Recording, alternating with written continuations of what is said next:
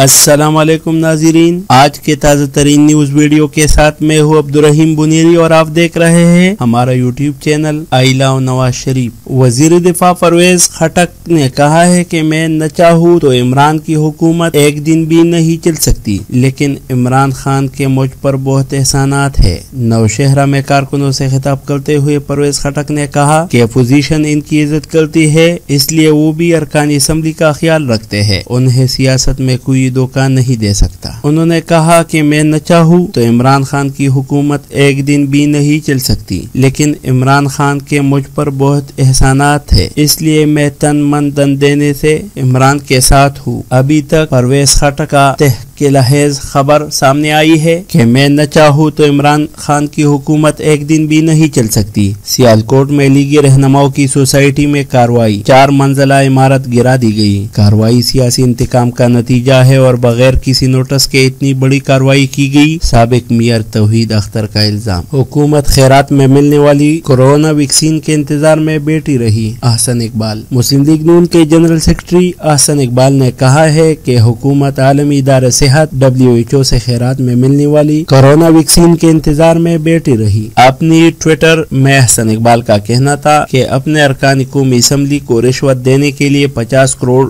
रुपए थे, लेकिन आवाम को तहफ्फुज़ देने के लिए चीन से वैक्सीन नहीं खरीदी जा रही जो रियायती नरखों पर मिल सकती थी। बख्तावर की वलीमी की तस्वीर सोशल मीडिया पर वायरल। साबिक सदर आसफ अली जरदारी और साबिक वजीर आजम बेनजीर भुट्टो की बेटी बख्तावर भुट्टो जरदारी की वलीमी की तस्वीर सोशल मीडिया पर वायरल हो गई है। पाकिस्तान पीपल्स पार्टी के रहनुमा और रुकन सिंध असम्बली शर्मिला फारूकी ने गुज़श्ता रोज समाजी राबिते की वेबसाइट ट्विटर पर बिलावल भुट्टो के हमरा बख्तावर भुट्टो जरदारी की तस्वीर शेयर की गई।